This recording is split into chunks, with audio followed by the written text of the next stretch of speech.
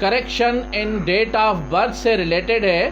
اکثر سرکاری ملازمان اور جو بچے اسٹوڈنٹس ہوتے ہیں وہ کیا کرتے ہیں کہ یا ویسے کوئی بھی پاکستانی شہری دعویٰ دائر کرتا ہے سول کورٹ میں، جس میں دعویٰ یہ ہوتا ہے کہ ہماری جو ڈیٹ آف برتھ ہے وہ کسی ایڈمیشن فارم میں غلط لکھی گئی ہے یا کسی سرٹیفکیٹ میں غلط لکھی گئی ہے، تو اس کو کریکٹ کیا جائے. یا سرکاری ملازمین جو ہیں وہ اپلیکیشن دیتے ہیں، فیڈرل سروس ٹرائبیونل میں کیس دائر کرتے ہیں یا سول کورٹوں میں دائر کرتے ہیں، جس میں ان کی گزارش یہ ہوتی ہے کہ ہماری جو ڈیٹ آف برتھ ہے اسے کریکٹ کیا جائے.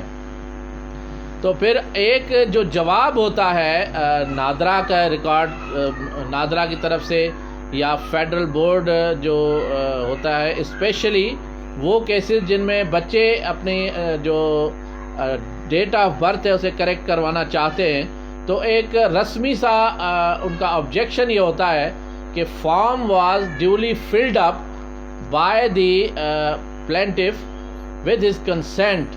Computerized form was filled, and on the basis of that pro forma his date of birth was mentioned in that certificate.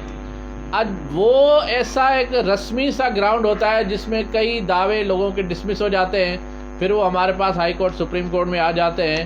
پھر میں نے کئی ایسے جو دعوے تھے انہیں پھر جب ہائی کورٹ کی جوسڈکشن تک پہنچے تو وہاں سے پھر کیسز اللہ کے فضل و کرم سے منظور میں نے کروائے اور پھر ان کے سوٹ ڈکری کروائے. ان کی گزارش آئی کہ سر کچھ لوگ جو میری فیس افورڈ نہیں کر سکتے ان کے لیے ایک گفٹ کیا جائے کہ جی انہیں اپنے ڈیٹ آف برتھ کو کریکٹ کیسے کروایا جائے. تو آج کا لیکچر ان کے لیے. مائی نیم از Ghulam Sajjad Gopang. I am MBA Finance first position holder. I am LLB first position holder. I am the first advocate Supreme Court in the history of Nawab Shah Bar Association, and I am the youngest advocate in the history of Supreme Court of Pakistan. I am mainly practicing at Supreme Court Islamabad, having more than 1,000 cases at Supreme Court and more than 100 cases reported in PLD law books of Pakistan. And my three most famous cases are reported in 2019 SCMR page number 2063. Second is reported in PLD 2020 Supreme Court 293, and third and the latest one is reported in PLD 2022 Supreme Court page number 64.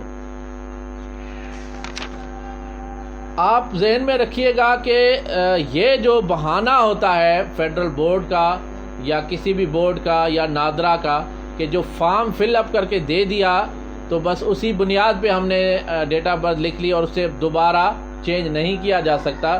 اسے high court اور supreme court نے بے شمار judgements میں reject کیا ہے کہ یہ this is no ground to rectify if any mistake has been made by any petitioner اور پلینٹف. یعنی ہائی کورٹ سپریم کورٹ یہ کہتی ہے کہ اگر کسی طالب علم نے یا کسی سرکاری ملازم نے یا کسی بھی شخص نے ایک فارم فل اپ کر کے آپ کو دے دیا، اس میں اگر کوئی غلطی بھی ہو گئی ہے تو اسے ریکٹیفائی کرنا آپ پہ لازم ہے. آپ اس بہانے سے اسے ریجیکٹ نہیں کر سکتے کہ اگلے نے لکھ کے دے دیا تو ہم نے وہی کر دی اور پھر سوٹ ڈسمس.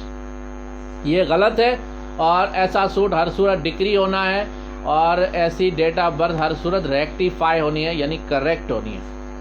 اب آ جاتے ہیں کہ اس میں سپریم کورٹ کی جو ججمنٹس ہے سب سے پہلے آپ کو وہ میں دیتا ہوں.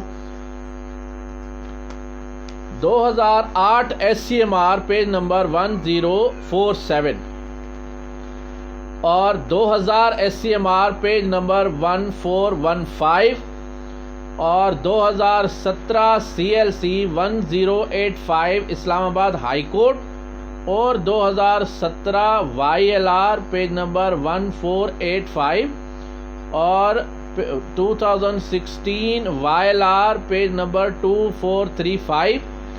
یہ ججمنٹس آپ نے مینلی یاد رکھنی ہے ہر اس کیس میں جس میں یہ بہانہ بناتے ہیں ادارے کہ جی اگلے نے ہمیں فارم فل اپ کر کے دے دیا تو ہم نے اسی بنیاد پر ڈیٹ آف برتھ کر لی، لکھ لی. ہائی کورٹ سپریم کورٹ کہتی ہیں دس از نو گراؤنڈ. رول یہ ہے ہائی کورٹ سپریم کورٹ اپنی یہ ججمنٹ جو میں نے آپ کو بتائی ان میں فرماتی ہے کہ اگر کسی داخلہ فارم یا کسی فارم میں کسی طالب علم یا کسی شخص سے پر کرنے میں کوئی غلطی ہو گئی ہے تو اسے ریکٹیفائی کرنا آپ پہ لازم ہے. آپ اس گراؤنڈ پہ اس کا دعویٰ ڈسمس نہیں کر سکتے، آپ اس کا کلیم ریجیکٹ نہیں کر سکتے کہ اس شخص نے جان بوجھ کے جو ہے نا اپنی ایج چینج کرانا چاہ رہا ہے، پہلے اس نے یہ لکھ کر دے دیا۔ آ جاتے ہیں کہ پھر ایک گراؤنڈ آ جاتا ہے کہ آیا اس میں کوئی لمیٹیشن ہے یا نہیں ہے۔ 2022 YLR پیج نمبر 952 میں پشاور ہائی کورٹ کہتی ہے کہ there is no limitation. Limitation is a mixed question of law which is to be decided during recording of the evidence.